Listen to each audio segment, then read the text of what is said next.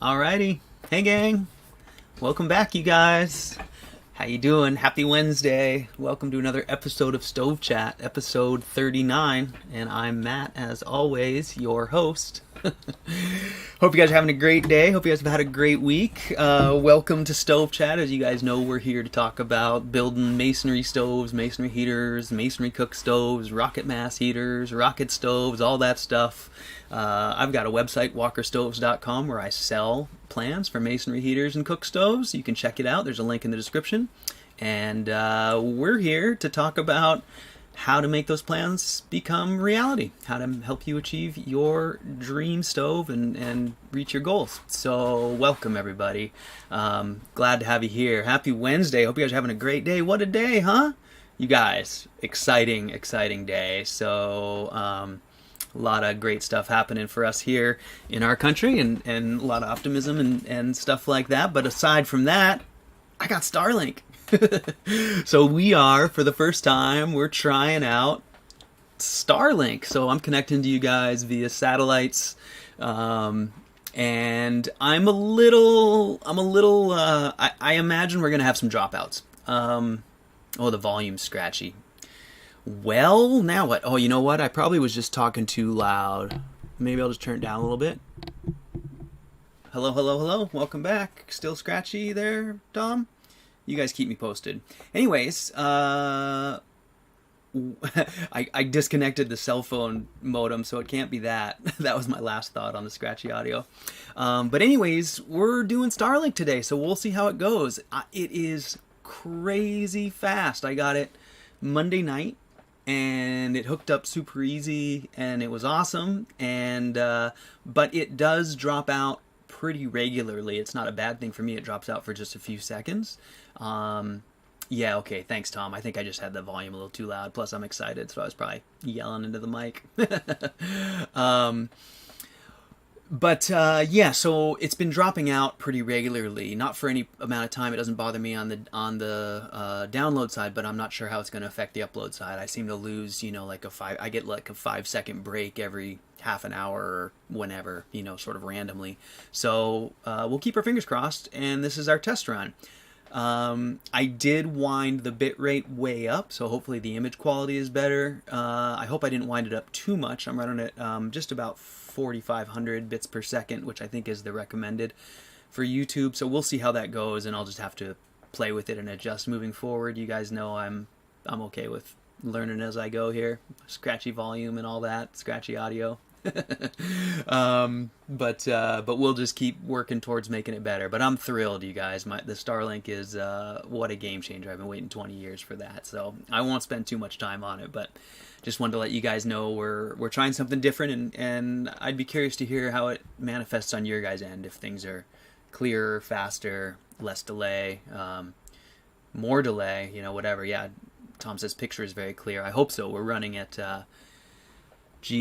before I was running it at 1/10 of this bitrate originally, and then at one point I got up to about 1,200 bits per second, but we're now at 4,500 bits per second, so it should be much higher quality. So there you go. Hey Darren, nice to see you. Welcome. Glad you could make it here from the UK. That's awesome.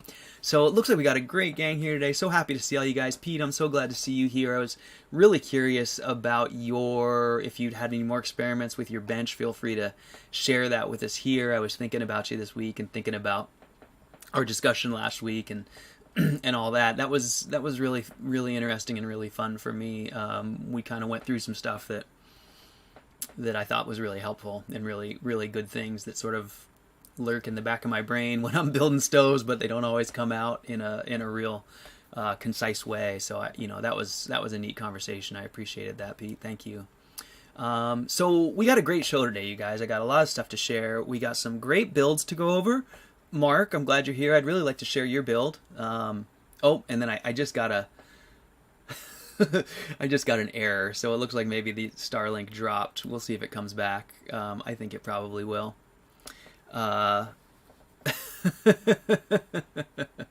So anyways, I'll just keep talking and we'll see what happens here. It's trying.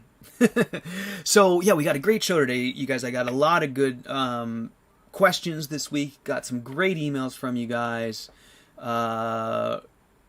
We have a couple builds we can look at that are some really interesting builds, and yeah, so let's just dive right into it. It looks like my bitrate is back up, so hopefully that just manifested as a little dip for you guys. I'm actually curious what happens on your end when it does that. I got a big red flashing thing that says my I'm not broadcasting, but hopefully it's just gonna smooth it out on your guys' end.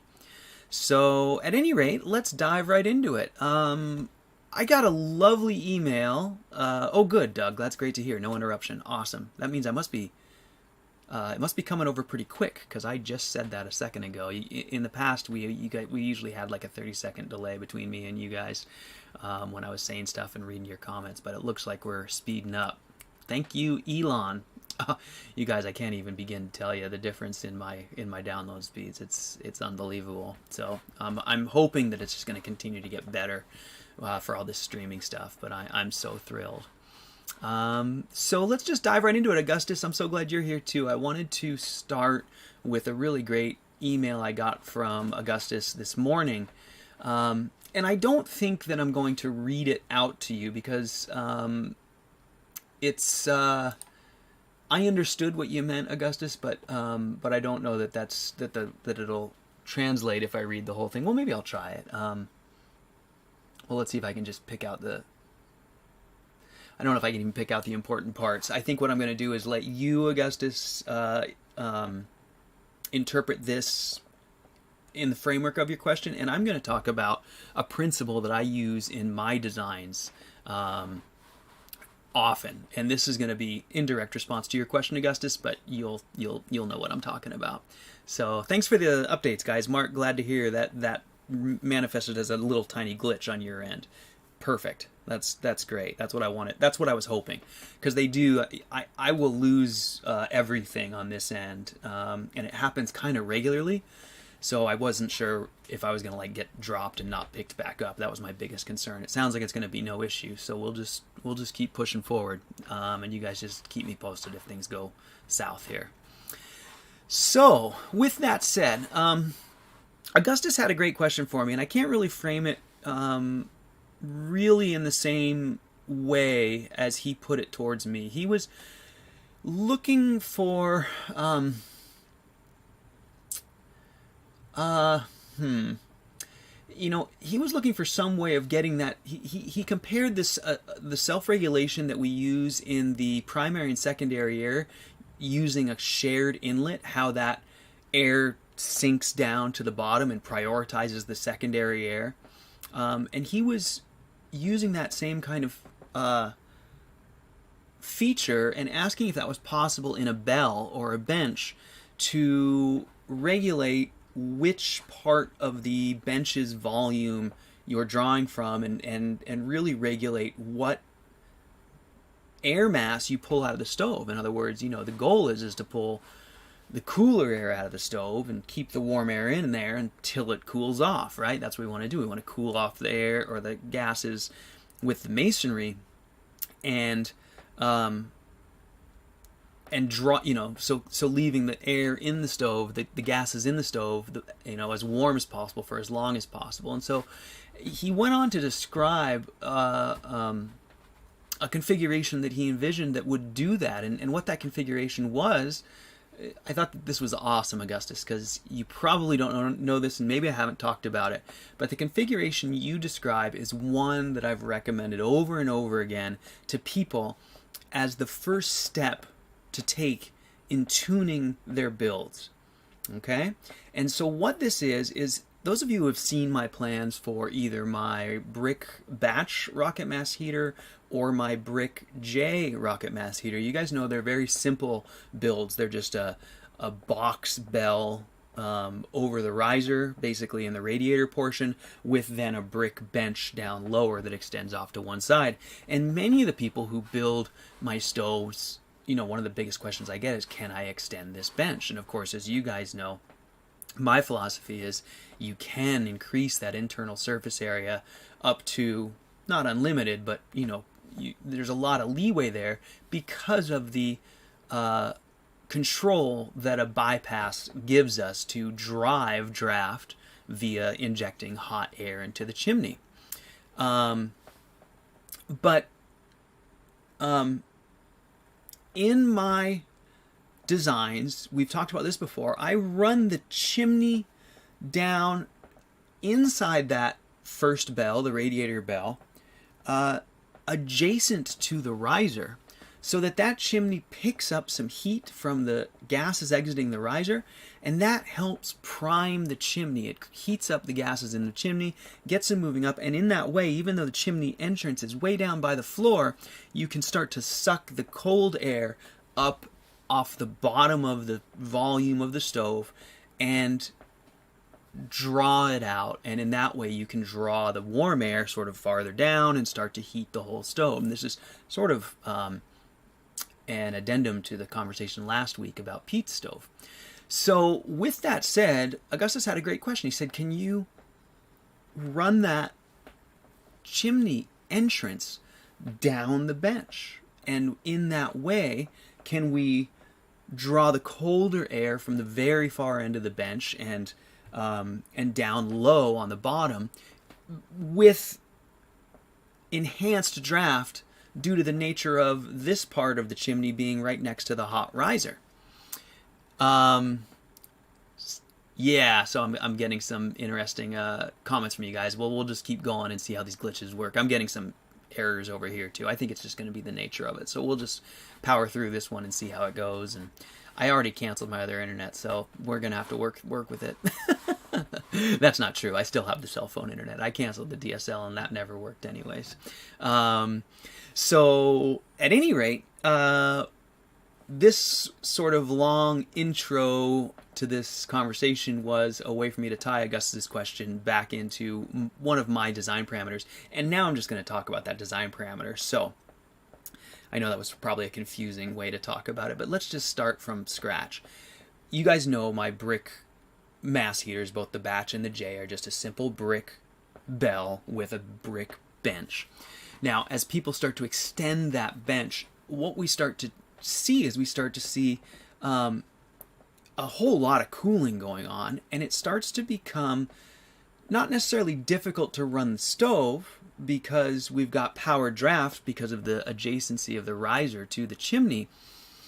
But what will happen is you will get that dead end section will take quite a while to really start to flow, because with that power draft we're just kind of creating a lot of draw right in the area near the core, and that's going to sort of keep things from moving. Now, if the bench is reasonably sized, the way my designs are designed originally, they'll heat up just fine without any adjustments. But one of the number one modifications that I suggest to people is to go ahead and put an elbow at the bottom of the chimney entrance and run the chimney entrance horizontally at the bottom of the stove down the bench to the far end. So our chimney entrance is now down at the far end of the bench. However, that chimney still comes back internally near the core and still has the ability to gain draft by being warmed up by its being adjacent to the riser. So in this way, you actually are providing some pretty significant draft, or vacuum as it were, at the far end of your bench, and you can accelerate the rate at which the stratification the gases move down the bench. Now they're still going to stratify. You're never going to just suck the hot air straight down to the bottom, but what you can do is get that to flow more evenly down the length of a long bench or a bear without this modification. So I've had tons of emails from people when they're doing this. Can I extend the bench? What should I do at this point? When I get it this long, there's a corner here. We've just started it up. The bench isn't very warm. We've been burning for 2 months. The bench is really hot at this end and kind of cool at this end. What are some things we can do? And so this is really probably my number one modification, but I don't suggest it right out of the gate because everyone's build is different and everyone's burn is different. If you're burning for a long time all day, it may not be necessary. But if you're trying to get heat to the bench in a short amount of time and put some heat into the bench evenly, it's a great way to go. So one of the neat things you can do is, like I said, just right off the bottom of that chimney entrance, put an elbow, and then run your chimney pickup, as it were, down that bench to wherever makes the most sense to you in terms of flow. So, we're dropping all kinds of stuff here. So hopefully it'll come right back, and I'm just going to keep talking. But at any rate, that is a fantastic way to, in some sense, self-regulate the parts of the bell that you're drawing out of. Now, it's not always going to be perfect, but it does help you get over a lot of potential pitfalls and it helps you smooth out the way that heat travels through the bench. So there's the answer to that. I hope that answers your question, Augustus. It was a bit convoluted, but I think that does it. So with that said, we're having another glitch, but we'll just press on here and see how it goes. I'm just going to keep talking, and you guys can yell at me when we come back if I need to back up and catch up with you guys. So let's see. So I would like to, I think our next thing to do here, looks like, so now I'm back up. I've got a green square that I'm now up to my bit rate again. So I think it'll take a second for you guys to catch up, if we do catch up, but hopefully we will. So with that all said, I've got another great question I'd like to cover, but before we go into this question, I'd like to go ahead and take a look at Mark's build, because this is a question from Mark, and maybe by looking at his stove we can have a little better understanding of what he's asking about, although it's not really pertinent to his build. It's really a general question. But Mark, if we may, I think we'll take a look at your stove now, and I just want to say, and I think I told you this in an email, Mark, but it's a beautiful build. I'm so impressed. You made great use of some really just all of the things we talk about here, I guess is what I'm trying to say, and it's wonderful. So let me click over here, and we got a question from Clint here. Hey Clint, nice to see you, by the way. Thanks for being here. So Clint says, with my vertical bell floor to ceiling and the flue inside, I'm accomplishing what you say. Gas is reaching the top of my bell, heating my flue. Yeah, Clint, I think so. I think your design is going to be benefit from that same function. I know you have a lot of bypassing inside your stove, and so I don't think you're going to have any issues. The one thing I was going to say is that keep in mind that in my design, it's the riser and the flue right adjacent to it. Now, if I had the riser and a bell, and then going down low, before I went into another bell, which I think is what you have, and that's why I'm speculating. But if you have two bells and they're separated by a low crossover between them, keep in mind that you're going to be cooling those gases a whole lot before they ever get to the top of your second bell.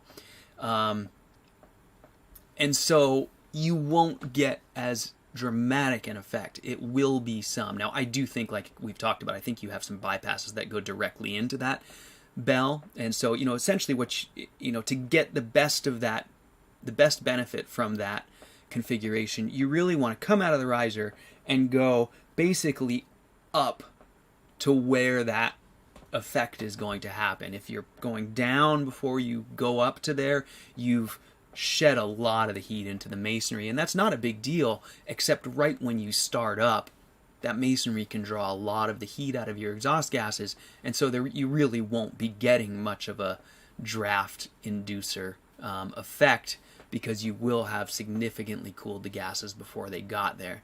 Again, I think your bypass configuration, I still don't really know what your stove looks like, despite all the pictures, but I think your bypass configuration is probably going to allow you to go out of the top of the cooktop into your bell and up, as opposed to into the downdraft and then down through the bottom and back up.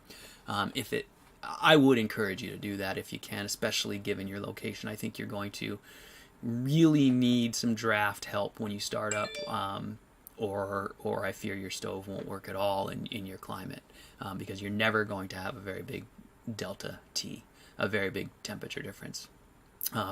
Your temperature conditions are almost, in my world, that's almost to where I can't use my stove.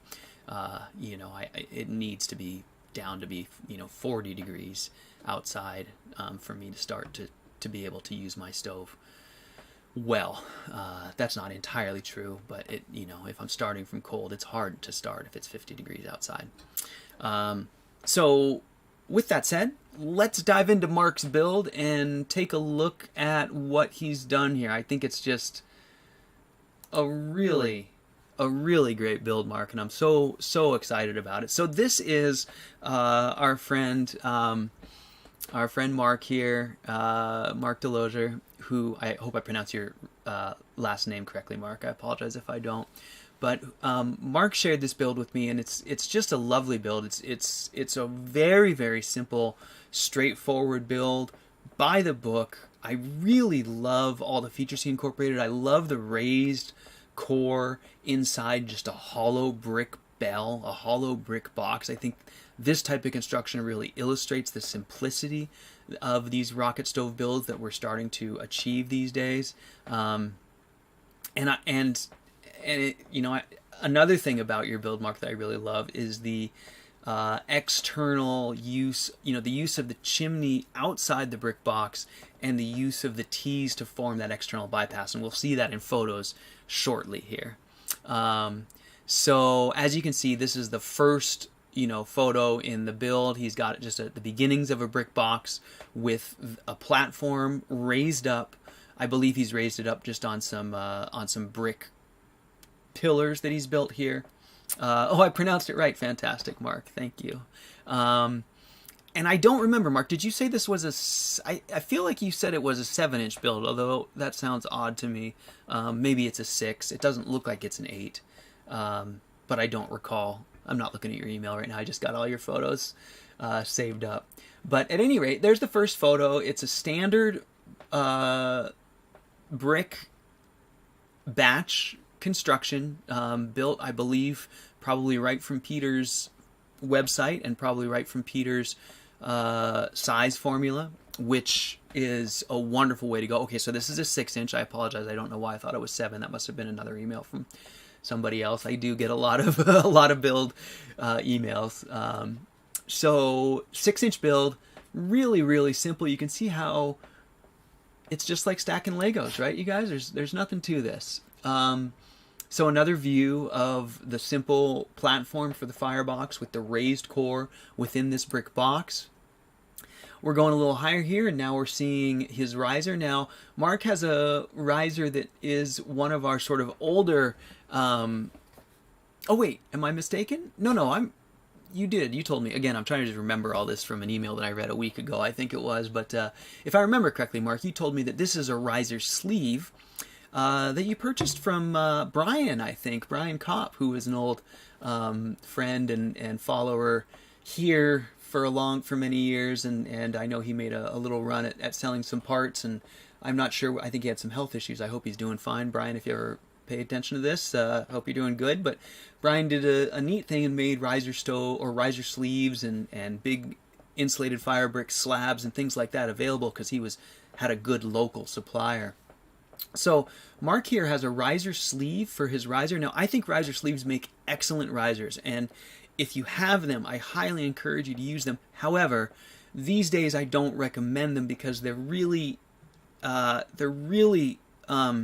expensive compared to a 5-minute riser or even just a board riser fastened into formed into a riser like I use in my plans. The riser sleeves are fantastic. I think I actually still think they're the ultimate riser, but I don't think they're worth the price of admission because I think that a 5-minute riser is essentially the same thing for a fraction of the cost, and they're far easier to source. An interesting side note, you guys, I watched a 1970s John Travolta movie called Urban Cowboy the other day, and you guys may have seen it. It's a classic movie for us old guys. And what do I see John Travolta doing in 1979 for a living, his character, as it were. I forget what his character's name was. But he's an insulator, and he's working in the oil fields, and they show this scene where he's got all these riser sleeves and he's strapping them around the piping of the rig, and I just had this amazing epiphany where, I remembered learning about these riser sleeves and learning that they're used to insulate the end of the line of foundry and other things like that to keep the materials from cooling in the last section of wherever they're flowing, to keep them from solidifying or whatever it's going to do in the flow. But at any rate, here I am in 2020, and we started playing with these riser sleeves back in 2010 or so, maybe about 10 years ago. And at the time I thought they were the most modern cutting edge material in 2010. And then I watched this movie of John Travolta in 1979, and he's just throwing riser sleeves around, in the 70s. And I'm not 100% sure that they were ceramic fiber. I believe they were. They looked exactly like these. I just thought it was really, really cool.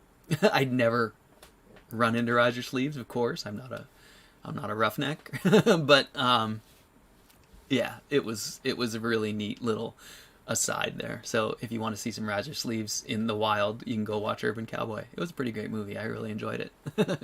So at any rate, here we are looking at Mark's build, and I'm talking about John Travolta. Sorry about that. So here we are, simple riser sleeve, simple brick box. And by the way, Mark, your brickwork is lovely. I really, really think it's fantastic, and I'm not sure where the rest of the pictures are. They're here in the folder. Oh, I think it got stopped up on the video. It looks like I don't have any more of the build photos, so we're just going to have to skip right to the finished photo. But here's the finished build, and this is such a cool build. I think it's so neat because it takes up a very small footprint, and yet it has a really great presence in the room, and it has a lot of radiating surface. It's just fantastic. So what Mark did here, he did a pretty traditional masonry heater type build. He's got standard red brick on the bottom here, up to about Firebox level, and then he switches to fire brick on edge up here. Is that shiners? I think that's called shiners. Is when they put bricks on edge. I'm not poor mason. You'll have to excuse me. But he's got shiners, fire bricks on edge for the top section. That's a really neat style of build. It does lead to a little bit thinner masonry skin for the top, so it's going to give heat out relatively quickly. It's also going to have a little bit less storage, but I think in his case he's got a lot of mass there, so storage shouldn't be an issue. And one of the things I love that he did, one, he added some shape to what's really just a simple brick box. This corbelled top, as you can see, stepping out with a single layer of what I assume is red brick, and then stepping out again with another layer of shiner fire brick, really gives the stove just a detail that gives the body some really nice shape. And then my very favorite thing probably about this build is the way he built the top, which is he used a significant amount, I don't remember exactly, I want to say there's 2 inches all told, of ceramic fiber. I think he used both board and wool, but I don't remember. Pardon me for missing the details there, Mark. But at any rate, by insulating the top of the bell, he's both pushed heat down the sides of the stove so he can get more heat radiating out the side of the stove, and he also made it so that, one, his ceiling is safe. He doesn't need to worry about clearance up there, and it's cool enough that he can now store wood up there to dry it. So he did ceramic fiberboard and wool, I believe. It could be either or both, like he did. And then he just used a simple steel sheet over the top of that ceramic fiberboard to form the lid. There's no fasteners and there's none needed because the wool will make a great seal. And in that way, you can just peel that top off. Mark was the one who shared this and thought of it. I think it's a great idea. And my designs have similar, although they have heavy masonry tops. But he simply just places that sheet of metal over the top of that insulation, and in that way it's really easy to get inside for inspection and or service if it doesn't need it. Oh, you guys aren't seeing the finished photo. I apologize. I need to change my let me go back to the main cam and close that one. And it only, once I switch, it only sticks with me if I, there we go. There's the finished one. Sticks with me if I redo it. So there we go. So there's the finished build. Sorry guys, I was talking so much I missed the chat there. But at any rate, here's the finished build, and it's just gorgeous, right? That corbelled top, the like I said, he's got a piece of metal up there on top that firewood is sitting on, and I just think it's fantastic, Mark. I just love every bit of it. So as we can see here, here's another thing that I spoke about that I really like about this build, and this is Mark's excellent use of this external bypass. Now what you'll see is he's got two places where the chimney exits, one down low, one up high. He's got a simple butterfly valve right here, just one of those simple little flappers that goes in this upper T, and in that way he can open that for a bypass, get the stove drawing, and then close it down to pull off the bottom. So this is one of the simplest ways to do a bypass if you're trying to build a stove with, you know, the most basic construction and very simple features. I highly recommend this style of build. I think it's just a fantastic way to go. And Mark, I just love it. I love that you hung the tools right from the stove itself. I think that's fantastic. And you know, one of my favorite features, which I know is pretty common, but is your tiny hearth in front of your door. So all told, it's just really a wonderful build and some great examples of all of the things that we talk about here. Now, I think, Mark, you were the one who told me that you traded for this door, and the door is gorgeous. I just absolutely love the door. I think we have a close-up of it coming up here soon. But here's the bypass chimney configuration again, and here you can clearly see the change in the bricks. Really a neat build. Here's the door looking into it.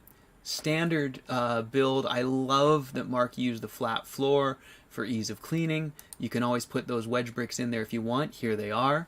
And here's his burned out Cobra, and then he just used a little Cobra life extension piece that he just fit over the top of it to buy himself time for the rest of the season, which, Mark, I thought that was a genius move. You know, rather than agonizing over how to rebuild this whole thing, he just simply wedged that thing on top of it and said, good enough. And I love it. That will get you through the season, certainly, until you can, you know, maybe have Tom send you a RA 331 or something like that. But I think it's just fantastic. Everything you've done here, Mark, I wholeheartedly endorse all of it. And here's a picture of the chimney and the shop that it's in, and burning full tilt. And of course he's got a sort of a gray background and we can't see much smoke. But that actually brings me to the question. Well, actually, let's hold on for the question because I think there's another interesting thing here. But Mark, what Mark's question is, we will get to it, is asking about how does one burn smoke free all the time, and we'll talk about that in just a second. One of the coolest things I thought that Mark shared was this idea of a floating firebox top, or an adjustable firebox volume, as it were. And what he does is he uses just a piece of scrap metal that he places over the burn, and in that way the primary air isn't really able to shoot up high into this empty part of the firebox because it's sort of coupled right to his air inlet. And so he'll put that in, I'm assuming, towards the end of the burn, or here he's got it on top of it as he loads the wood. And what it's doing is it's sort of forcing the air through the wood. You can't really tell, but if you can picture the door closing and that piece of metal sort of blocking the air's access to get up over the wood, in that way he's sort of reducing firebox size and forcing the primary air through the fuel. I thought this was a brilliant idea, Mark. I do think that it's one of those things that, you know, we all have these things that we ourselves do that may not be something that, you know, makes sense for everybody. This might be one of those things just because it's rather finicky and maybe for of marginal gain. But I love the way your brain works, man. I absolutely think that you're spot on with the theory behind this, and I think it's super cool. I really enjoyed it. It got my brain thinking. I mean, I think, you know, one of my primary goals is simplicity, so I never want to incorporate complexity. But my brain sometimes, like all of us, I'll start to think of complex solutions. And I was like, oh, what about ceramic fiberboard on a, you know, on some sort of lowering, you know, a screw, a threaded rod or something that would allow you to lower it and raise it. I don't think there's any need to go that far, but it certainly brings up some interesting questions and may be, you know, that might be like a Peter thing, since he's always searching for that nth degree of efficiency, that, you know, maybe this is part of it, is having only enough volume in the firebox that you need for the fuel at any given time might be the key to even better efficiency. But I'm not sure about that. So anyways, I thought that was really cool, Mark, and I really enjoyed it. Oh, it looks like you already did order one. Okay, cool. I just caught up in chat. New one delivered on Friday. Oh, that's so great. So Ryan says, looks like he's using a healthy setback from combustibles. Looks up to code, at least here in BC. Will this be inspected and permitted? And so that's a question for you, Mark. I'm going to guess... Well, I guess I won't even guess, because it's so different state to state. So it's entirely possible in some states that this would be possible to be permitted. And again, healthy clearance, and yeah, I do think it's probably as close to up to code as we get in this country. So it's a great looking build. I agree with Augustus, and it's very cool. And Clint says, this tea is exactly what I talked about some time ago, what I want to happen inside my bell. Yeah, Clint, good. Glad you could see it. So, hey, Frazier, glad you're here. I would like to show pictures of your build as well. I think we'll have time if I don't talk too much. So, glad you're here. So, let's see, catching up with chat here. Okay, and New Light Forward says, what do you think of a soapstone tile bell? You know, New Light Forward, I think that's the ultimate. With a caveat, I'm not entirely sure that the soapstone would be appropriate for the inner skin of the bell, but it's absolutely the best material, in my opinion, for the external skin of the build. So, you know, the external skin of the build has a couple purposes. One is to store that thermal heat, or it's thermal storage, to store that heat for as long as possible. And the other is to radiate it into the room. And there are charts that show masonry materials' emissivity, or the rate at which they can radiate infrared radiation, and charts that show how much heat they can retain. All of those things. That's usually a function of their mass. Soapstone is at the top of the list for all of those things. It's absolutely the premium material for a masonry heater, period. Just flat out, period, in my opinion, as far as masonry goes. The downside is it's unbelievably expensive, especially for those of us on the West Coast who don't have any, as far as I know, real local sources. There are some soapstone dealers in Seattle. I spent some time sort of researching that quite some time ago. I'm pretty sure it's all shipped from the East Coast, if not overseas, and it's incredibly expensive even if you get it right from the quarry. But if you buy it when it's shipped across the country, it's even more so. So, you know, New Light Forward, absolutely, if you have access to soapstone, by all means, it is the ultimate. Now, that said, I do think that, like in the top part of a bell, you'd want to use it as the external skin, because I'm not sure how any natural stone will hold up to that really quick temperature spike you'd get from being right next to the riser. Clay bricks seem to be fine, But stone, I don't know about. Now, I could be wrong because I don't have any experience with soapstone. It might be able to handle it, but I would be really cautious about putting any stone in direct contact with the riser's output, as it were, because the difference in temperature over a short time usually means difficulties for natural masonry. In small pieces, probably not an issue, but as the pieces grow, if you're using big tiles, it might be an issue. Now, if they're on the outside as a second skin, that's that's standard European style masonry heater construction. A lot of the East Coast big name masonry stove builders, that's exactly what they do. If you look in like Ken Matisse's masonry heater book, you'll see these gorgeous, $250,000 masonry heater builds that are the center of multi-million-dollar homes, and they're all soapstone. Of course, that's a little outside the scope of what we do here. We're trying to do, $1,000 DIY builds for people who live, a little, less fancy, as it were.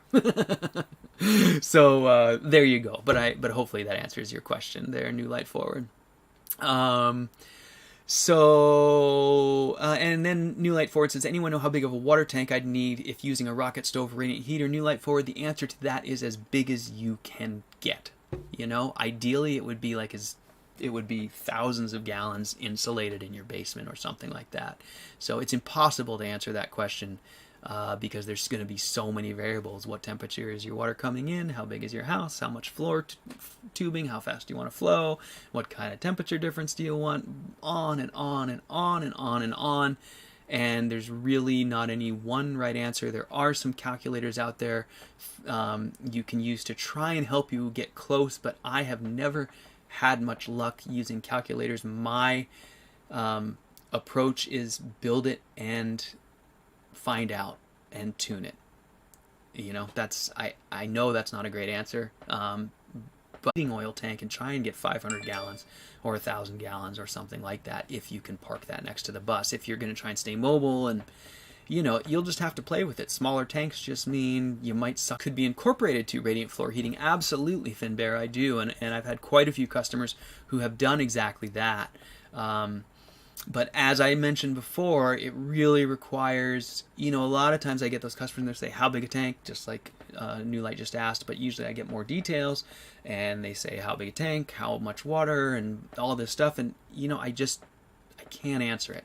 A lot of times they're greenhouse people, and it's like, are you going to bury that tubing in the ground with no insulation? It's probably not going to work. You're going to be heating the earth. And how cold is the water coming in? What is your air temperature outside? What's the temperature in the greenhouse? There's just volume is a huge thing. Flow rate is a huge thing. So really, these are things that I just encourage people to build the stoves and then start tuning it as best they can. And they might, you might need to add more water tanks as you go, and you might find that you burn all day at first. But once you get there, you shouldn't have to if you have enough thermal storage. So there you go. And Finbear says in Finland we have tanks up to 1,000 gallons. And so that's really where I think you need to be if you're hoping to use if you're hoping to use this to then heat a floor. I mean, keep in mind your floor is a huge mass. So if your water tank is significantly smaller than the mass, it's going to give to the floor, it's going to give it all up to the floor, and you're just starting over from scratch. So things to keep in mind. No clear answers there, but just some food for thought. So on that note, and I better hurry up, but Mark asked me about how to get a smokeless burn, how to get smoke-free burns. And Mark, there's no really good answer. And I'm going to tell you right now, just by looking at your fuel, I'll go back to the main camera, but looking at your fuel, especially in this image here, one of the number one things is you're probably not dealing with dry wood. And so the number one way to get a smoke-free burn is make sure your wood is completely dry. And if you're in the Midwest, smoke-free burn there, Mark, is just your fuel. I think your stove looks perfect. I think your stove is 100% capable of smoke-free burns. So I think your next approach is really going to be to really approach drying out the fuel. And that brings us to a great point by Belgian Gulch, who says, I get steam all the way till coal out, then nothing but shimmers, and that's exactly right, is that there's often steam in the wood. And this is going to bring us nicely right into Frazier's question, because Frazier has a question about moisture in the stove. And one of the things I want to talk about is how any moisture in the wood, any moisture in the air, when you start to burn your stove and the stove is cold, in the Firebox, you expand all of the gases with heat. They can absorb much more moisture than they could when they were cool, so they expand. The moisture is entrained in that gas stream, but as soon as those gases start moving through the stove, they're cooling, and at some point they're going to hit the dew point, and they're going to recondense. And so you'll get moisture in the stove downstream. And now you're heating up the stove, and it's going to entrain that moisture into the gases and move it farther downstream and recondense. And it's kind of a vicious cycle. And so it's not until you push this cycle all the way to the end and up out the chimney, and it's still condensing up the chimney. That's why we like insulated flue pipes. So it's not until you've really been burning for, depending on the stove, probably quite a while, that you've moved all of that moisture out of the stove. Now, if your stove holds heat overnight and you are using it daily and it never cools off, you'll dry it out once and it will stay dry. But if you're like many people, you're going to burn it once, enjoy the heat, let it cool all the way off, come out the next day and burn it again. And every time you do that, you're going to go over that issue again and again and again. And this brings me right to Frazier's question. So let me close this down and we'll take a look at Frazier's lovely build, which Frazier, I think your build is so fantastic. So one of the coolest things about Frazier's build, you guys, and I think we're going to go a little over time here today, but that's probably okay. A, B, C, D, there we are. So one of the coolest things about Frazier's build, you guys, is it's on a boat. I'm assuming, I don't know if it's a yacht or an old work boat, like an old fishing boat, but it's obviously pretty big, and I don't know if it's, I've seen a couple other boat rocket mass heaters, but Frazier, I've got to say yours is, I think, the coolest I've seen, and definitely the largest. So here is Frazier's build, and my mug is right in the way. I'll move myself over here, and as you can see, he's got this fantastic cob covered, plastered build. It's a batch box. He built it using Peter's dimensions and Peter's plans for the most part, but he does have a half barrel bench here built using half barrels. And we'll just go through this pretty quickly. We'll take a look at it sort of in a hurry. He's got his secondary air piece there. And I don't remember, it looks like you did use some ceramic fiberboard, Frazier, for the interior here, or something like that. So you do have an insulated burn chamber. Gorgeous build.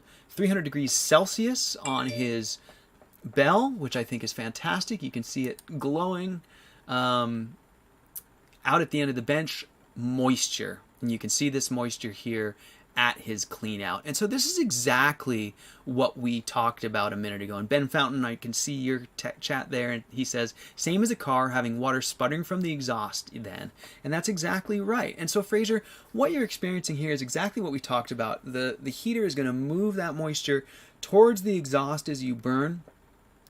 But if the very end of that stove is always cool, it will always condense there. Now, if the inside of the bell is all masonry, then you have quite a bit of absorption in that masonry before that manifests as drips. In other words, the brick and the mortar and the stone on top or whatever it is, all those things can absorb that moisture. But Frazier, in the case of your build, it's a half barrel system. So the whole top of the internals of this bench are all steel. So any condensation in there is going to instantly run down to the bottom of that steel. Two things, it makes it more difficult for it to re-entrain in the gas because now it's down in the cold area. And of course it just runs freely, so you get a lot of moisture. So there's nothing wrong with this, Frazier. This is absolutely normal and expected behavior. But some things you could do to remedy it if you'd like to is you could maybe add some insulation at the end of the bench, either inside or outside, trying to keep it warm down there and maintain the heat in that end of the bench above your dew point. Overall, though, I think I probably wouldn't worry too much about it. It doesn't look like it's ever going to, I imagine what's happening here is it's soaking into your plaster and then kind of being let into the air. I'd be surprised if you got enough water to make a wet spot on the floor, although that is possible. But hopefully that answers your question with regards to that moisture. So here's the beginnings of the build, and you can see what I'm talking about here is just it's all steel. And so that condensation is going to manifest, as moisture that shows up sort of at the bottom of that build because it has to run down the sides. So here's the build. I love that he's got this steel container for the core. It's kind of akin to my aluminum series idea. It's sort of where I was headed when I was first building those. Like, wow, you can just stick this thing in a metal bell and away you go and put all the mass downstream. It's a really neat way to do a heater that doesn't take up much space for the front end. In something like a ship, you're probably limited with how much mass you can, put in the boat because of listing. You spoke about that a little bit. And so I thought this was a really neat way to go. So Frazier, my respect for your build. I think it's a lovely build. It shows a lot of imagination. And a lot of outside of the box thinking, and overall I just think it's fantastic. I don't see a single issue with it. And yeah, your exhaust is here behind your bell, so you do get some exhaust enhancement from the proximity to the bell. But what that means is that far end of your bench where you have that right angle is going to be pretty cool, and so you will get that condensation. Perhaps there's a way for you to incorporate the feature we talked about earlier in the chat with the exhaust pickup running inside the bell all the way down to that far end. I know that can be difficult with the half barrels because there isn't a lot of room in there, so that may not be an option for you, and you might not be interested in going back in there at this point. I totally understand. But those are my thoughts, and that's why it's doing what it's doing now. I would imagine that if you cooked yourself out of the ship by burning this thing for 2 days hard and hot, you could probably get that thing dry. But as soon as it cooled off again, you'd have the same issues again. So I don't know that there's any point in doing that. I think probably insulating that end of the bench is probably your best bet. So there you go, guys. Let me catch up with chat here. And I will, let's just see if I make sure I got all the photos there. Oh, Frazier, I love this little guy. This is such a great photo. And that's one of my old adages is our pets love our rocket mass heaters. I love this photo. He just reminds me so much of my old terrier, Roo Dog. What a great looking friend you have there, Frazier. Boy or girl, I'm not sure.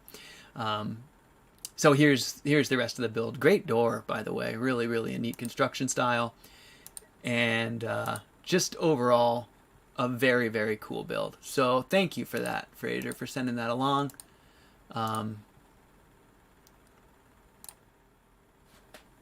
Good stuff, guys. Love all of it. So let me catch up with chat here. Jeremiah says, picture this. Core feeds to bell opposite the burn chamber door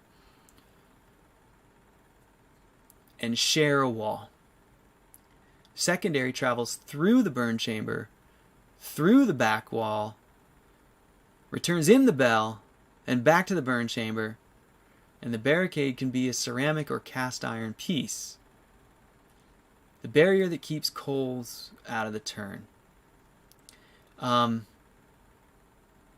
Core feeds to bell opposite the burn chamber door. Travels secondary air.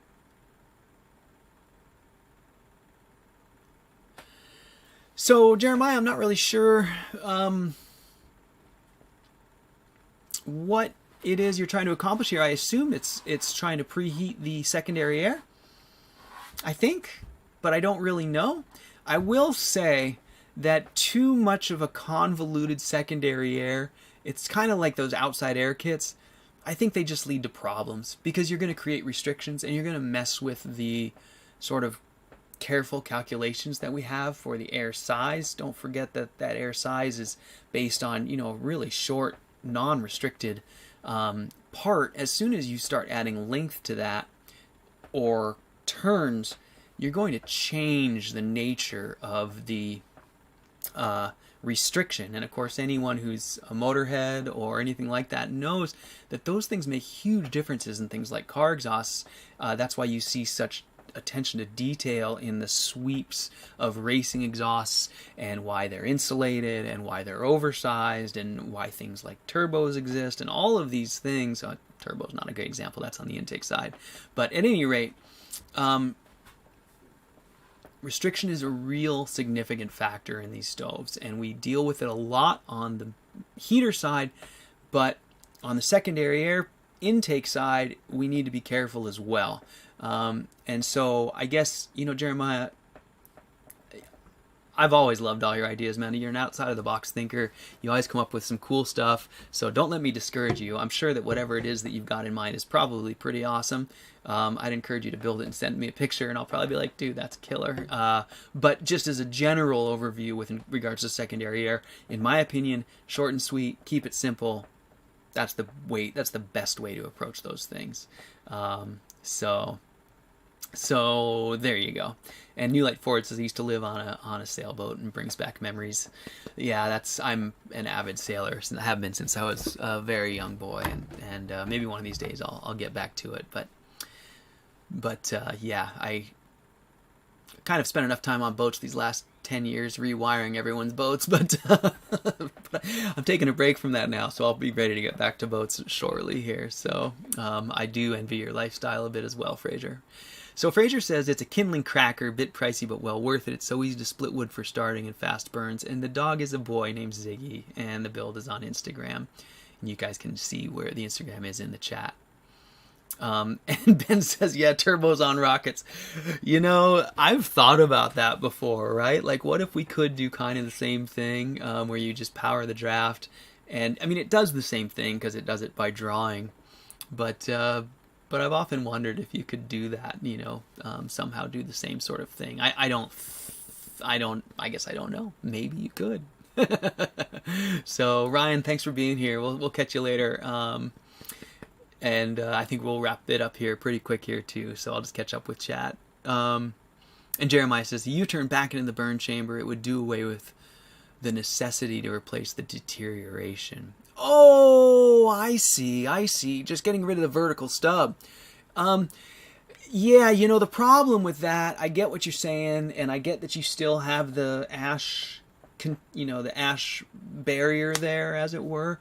But we really want the secondary air to come in right where it does. It wants to be prior to that mixing port, and it wants to be enough prior to it that it's got a little bit of a chance to start that mix before things enter the mixing element of the port. I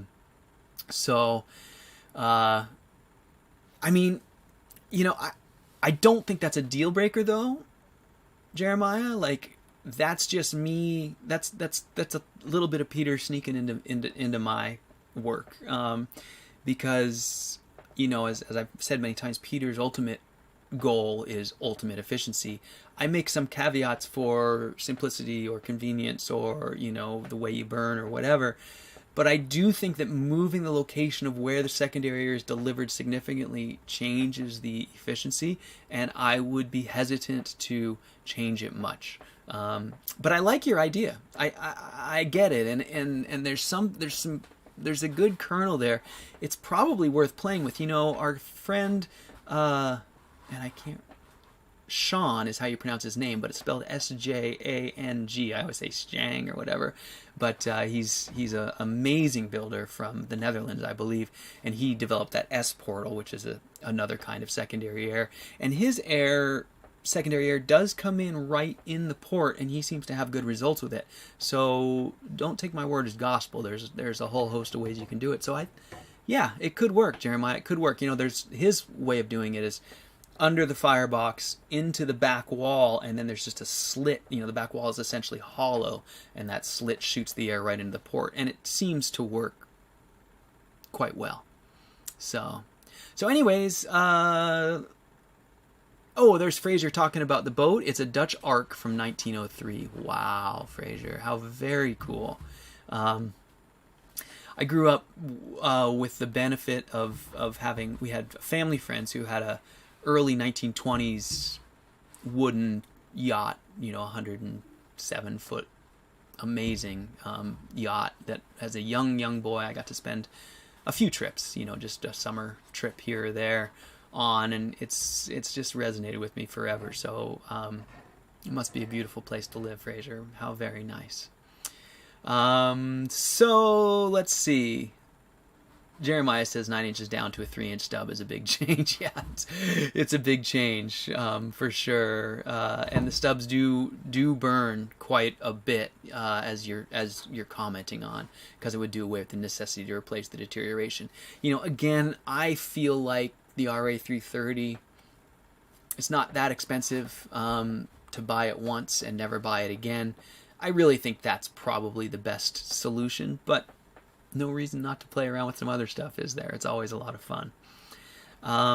So that's enough for today, you guys. We've been going for a little over an hour, and I like to leave them short so people can catch back up with them. You guys know that.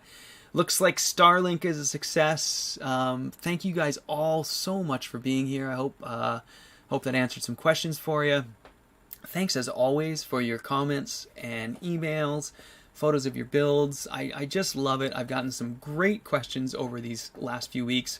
They've been fantastic. I want to reiterate to everyone who's watching or catching up with this, you don't have to be a customer of mine, you guys. I'm happy to talk about rocket stoves and rocket stove theory and your builds, whether you used my plans or not.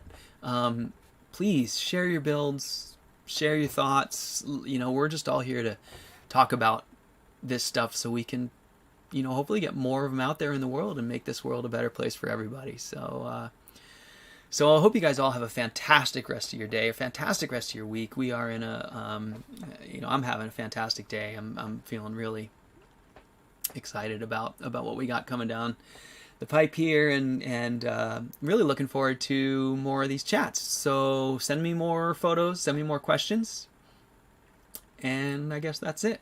I'll see you guys next week. Thanks for being here, everybody. Augustus, special shout out. Thank you so much for all your support. I can't tell you how much that means to me right now. It's incredibly valuable to me. Thank you so much, everybody. So with that said, I'm going to hit the outgoing video, and I'll see you guys next week. All right, you guys. Thanks. Have a great week.